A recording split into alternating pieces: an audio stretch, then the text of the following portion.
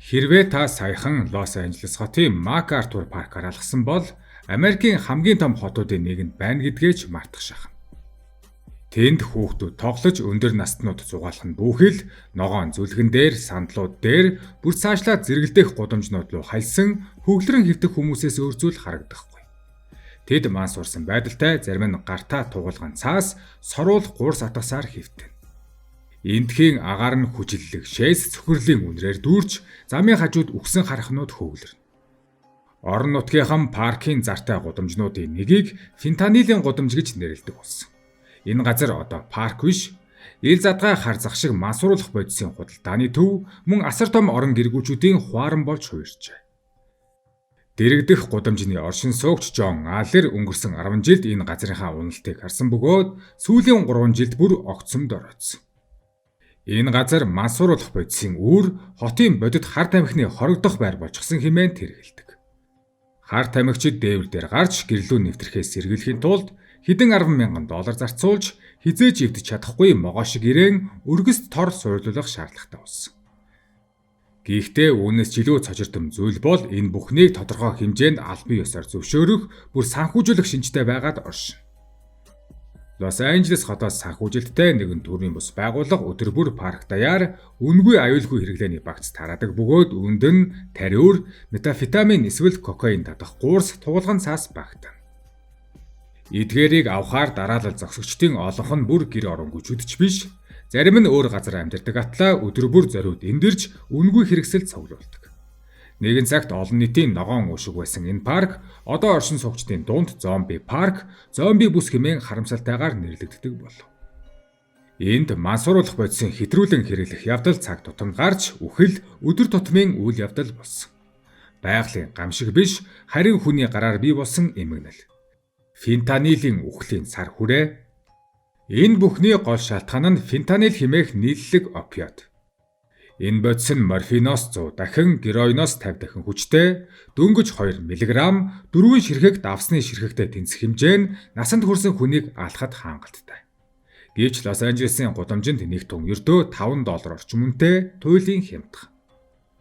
Фентанилийн аимшиг нь зөвхөн хүчтэйд нь бус, харин таамаглашгүй орцонд нь оршино. 2025 онд хийсэн нэгэн судалгаанд Лос Анжелес орчмын хууль бус фентанилийн 1700 гаруй дээжийг шинжилж үзэхэд түүний цэвэршилт бараг таамаггүй хэлбэлцдэг болох нь тогтогдчихэ. 0.1% буюу бараг ямар ч орцгүй тунгаас 64.9% гих үхлийн түвшин хүртэл. Энэ нь өнөөдөр бага хувьтай нэг тунг авч хэрэглээд үхэхгүй байж магадгүй ч маргааш яг адилхан харагдах өөр багц авахд тэр даруй үхэл төрж болохыг илтгэв. Судлаачид үүнийг Орос рулет гэж тодорхойлсон. Калифорни болон Лос Анжелесийн хууль сахиулах байгууллагууд юу ч хийгээгүй биш. 2025 оны эхний 2 сард Калифорни үндэсний гвард 650,000 гаруй фентанилийн шахамлыг хүрээ авсан нь $6.8 сая өртөгтэй байж. Мөн энэ оны 3 дугаар сард Лос Анжелесийн тойргийн прокурор 25 кг гаруй фентанил хадгалж байсан бүлгийг ялалсан нь 2024 онд Америкийн нэгдсэн улс Канадын хөлийн бүх хурааглалыг нийлүүлснээс ч их хэмжээ байлаа. Албаных нь 1 кг фентанил 500,000 хүнийг алах чадвартай гэж анхааруулсан. Гайхмаар их баривчилгаа хураалт хийсээр байгаа ч зах зээл рүү урсах бодис улам нэмэгдсээр байна. Албан тушаалтнууд фентанилийн эргэлт өсөж байгаа бөгөөд түүний хэлбэр шахамлаас нунтгруу шилжиж илүү нуугдмал өөр бодистой хольж хуурахад амархан болж буйг онцолжээ. Хор хөнөөлийг буруулах бодлогын маргаан амь орж байна уу эсвэл хор хөнөөлийг өөгшүүлж байна уу? Ийм хүнд нөхцөлтэй тулгарсан Лос Анжелесийн удирдлагууд ялангуяа парк барилах дүүргийн хотын зөвлөгч Юнес Хернандеснаар хор хөнөөлийг буруулах стратегийг хэрэгжүүлжээ. Үндсэн логик нь хар тамхины хэрэглээг богино хугацаанд бүрэн устгах боломжгүй учраас хамгийн түрүүнд хэрэглэгчдийн амийг хамгаалах цэвэр тариур, хэтрүүлэн хэрэглэлтэнд эсэргүүцлэх тарилга, мөн аюулгүйгээр хар тамхи татах хэрэгсэл хүртэл олгосон. Энэ нь дох болон үхэл төрөх хордлогын эрсдлээс хамгаалах явдал гэж. Зөвхөн ганц төрлийн бус байгууллага гэхэд жилийн дотор 125,000 тариур, 25,000 аюулгүй татах багц, 35,000 тун хэтрүүлсэн үеэр хэрэглэх тарилга болон эм тараасан байна. Зөвлөгч Хернандес хэлэхдээ энэ бүсэд амьдралыг дэмжих үйлчилгээ нэвтрүүлж хүмүүсийг эмнэлэгт очиж чадах хүртэл амьд байлгах зорилготой хэмээн тайлбарласан. Гэвч Жон Аллер зэрэг орчин суугчид болон олон шүүмжлэгчид энэ логик бодитоор хэрэгжихдээ бүр мөсөн гажсан гэж үздэг. Тэдний хэлснээр ямар ч шалгуургүй үн төлбөргүй харт амхны хэрэгсэл тараах нь цөлд үнгүй шатхуун түгээх станц барьсантай адил зөвхөн хот даяар бүр улс даяар хаа байсан хэрэглэгчдийг татах үр нөлөөтэй. Хор хөнөөлийг буруулах бус харин МакАртур паркийг хуйлгүй хяналтгүй мансууруулах бодисын гол цэг болгон хувиргаж асуудлыг дэлбэртэл нэмэгдүүлсэн гэж тэд хэлдэг. Энэ бодлогын зөрүү шууд улс төр дээрч тусгалуулсан орон нутгийн идэвхтэн олон нийтийн арга хэмжээ зохион байгуулагч Раул Кларос дүүргийн зөвлөхийн судалд өрсөлдөн одоогийн зөвлөгч Хернандесыг солихыг оролдож байна.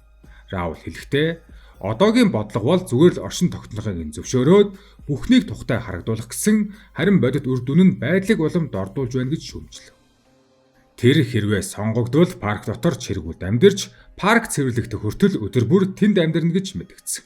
Мөн тэр хатуу шүүмжилж хэлэхдээ хот энэ бүсэд бараг 30 сая доллар зарцуулсан. Харин бидний хожиж авсан зүйл юу вэ? Түүмэр хэтрүүлсэн хэрэглэлд зохион байгуулалттай гэмт хэрэг фентанилийн бичлэг хийгээд алдаршиж буй контент бүтээгчд. Хэрвээ үр дүнд хүрэхийн тулд улс төрийн жүжиг хийх хэрэгтэй бол хий. Энэ газар бол гамшигын бүс гэв. МакАртур паркийн уналт бол тусгаарлагдсан нэг жижиг бүсийн асуудал биш, хотын бүх бүтцийг мэрж буй хавдрын эс шиг өргөжин тэлжээ. Парк барилах баруун хэсгийн галт түмний станц хотын хамгийн ач холбогдолтой нь. Гэвч бүртгэлээс харахад дуудлагын ихэнх нь галын дуудлага биш, харин хэтрүүлсэн хэрэглэлтэй холбоотой. 2024 оны 8 дугаар сар гэхэд тэд 599 хордлогын дуудлага авчээ. Байшингийн галын дуудлага ердөө 36 байсан. Гал сөнөөгчид заримдаа нэг л хүнийг өдөрт 3 удаа сэрэх гэж дуудлагт гардаг гэж ярьж байна. Хажуугийн МакАртур паркийн метроны буудлын байдал ч аимшигтай. Буудлын тавцан дээр зүү хүний бас хөглөрч хэтрүүлсэн хэрэглэлт нас баралт байн гарч зорчигчдын тоо цар тахлын өмнөх үеийнхээс ердөө 30-аас 56% болон унжээ. Парк орчмын бүс нь нэгэн цагт 40 мянган орчим түрээслэгчтэй олон давхар байранд шахацалдаж амьдардаг ажилчин ангийн нэг цоршилтай хороолол байсан. Харин одоо тэд хүүхдээ хөл бөмбөгийн талбайд хүрэхийн тулд эсвэл метро руу орохын тулд зам дээр галт түлж буй мансууруулах бүлэг хүмүүсийн дундуур алхах шаардлагатай болсон. Дэлгүүр хувцсны лангуу хүнсний мухалгууд хулгай болон мансуурсан хүмүүсийн дарамтанд орж бизнес нь унжээ. Зарим нь бүр тухайн бүсийг хяндаг бүлэглэлүүдэд хамгаалтын мөнгө төлөхөөсөөр аргагүй болсон тухай мэдээлэгдсэн. Лос Анжелесийн дарга Карен Бас үнийг шууд дарангуйлал гэж нэрлэсэн. Байрны эзэн Алия гунигтай хэлэхдээ бид түрээслэгчдээ алдаж байна. Хүмүүс айж байна гэсэн байна. Ерөнхийдөө фентанилийн дом бол бүрэн хэмжээний шоронгийн өрөө. Энэ бодисын үйлчлэл богинотул хэрэглэгчид 2-3 цаг тутамд тесрэлшгүй гаж нөлөө өвдөлт мэдэрдэг.